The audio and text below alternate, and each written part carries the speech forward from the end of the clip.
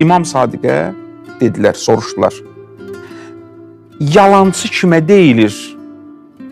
O adam ki, həyatında bəzən həqiqəti əks etdirməyən şeylər danışır. İmam buyurdu ki, la, yox. Deyir, həyatda elə bir adam yoxdur ki, bu şey ondan baş verməsin.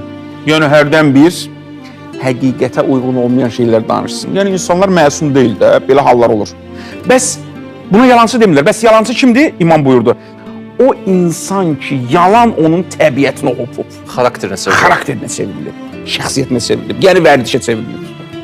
Ağzını açır, yalan danışır. Yeri gəldi, gəlmədi.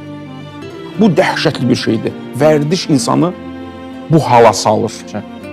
Filan kəs necə adamdır? Yalancı adamdır. Niyə? Bir dəfə, 3 dəfə, 5 dəfə, 10 dəfə, 20 dəfə, 100 dəfə insanlar ondan yalan görüblər. Filan kəs yalancı adamdır.